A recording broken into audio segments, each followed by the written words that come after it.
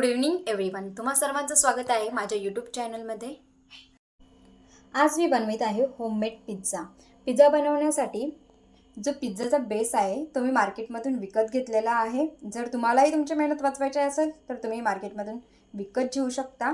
आणि जर तुम्हाला मार्केटमधला आवडत नसेल तर तुम्ही घरच्या घरी पिझ्झाचा डो बनवू शकता.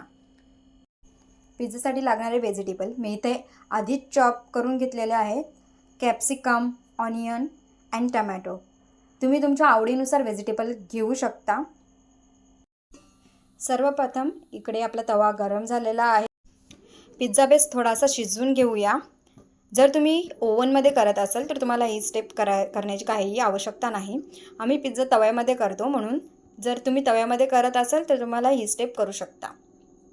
आता ही पिझ्झा बेस आपण त्याच्यात थोडा वेळ शिजवून घेऊया. यात थोडं आपण तेल घालूया. तेल गरम झालेलं आहे. त्यात आपण व्हेजिटेबल आपण जे कटिंग करून ठेवलेले आहेत ते टाकू.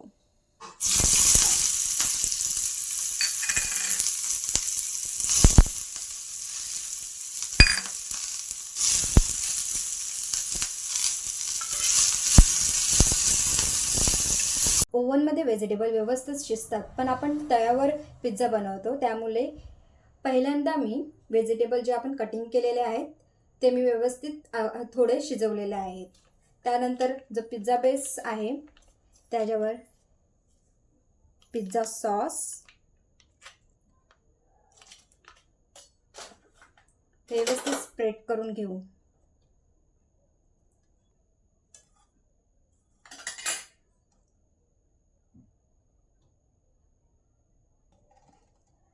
आता आपण याच्यात ॲड करू टमॅटो.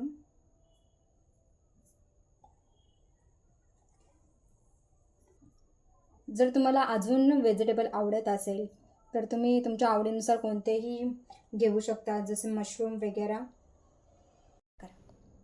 आता आपण याच्यात ॲड करू मस्त भरभरून चीज.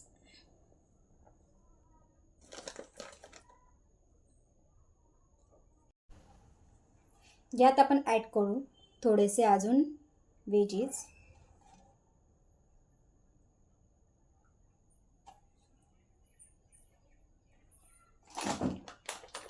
आणि भरपूर चीज.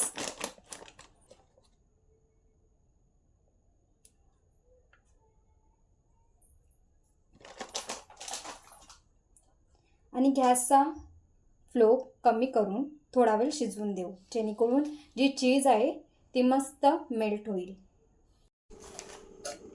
पिझ्झा व्यवस्थित झाकून ठेवूया आणि मंद आचेवर थोडा वेळ शिजवून देऊया, जेणेकरून जी चीज आपण टाकलेली आहे ती व्यवस्थित मेल्ट होईल.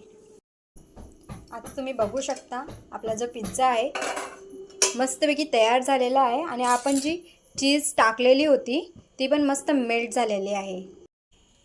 इकडे आपला गरम गरम पिझ्झा तयार झालेला आहे. त्यात चिली फ्लेक्स, ऑर्गॅनो आणि टॅमॅटो केचप टाकून तुम्ही मस्त पिझ्झा गरम गरम एन्जॉय करू शकता. ही रेसिपी वापरून तुम्ही तुमच्या घरी होममेड पिझ्झा बनवू शकता. असा मस्त चीजी पिझ्झा तुम्ही घरच्या घरी बनवू शकता. तर खा प्या आणि एन्जॉय करा. चॅनलला लाईक शेअर करायला विसरू नका. धन्यवाद. आणि कमेंट करून सांगा की तुम्हाला ही रेसिपी कशी वाटली.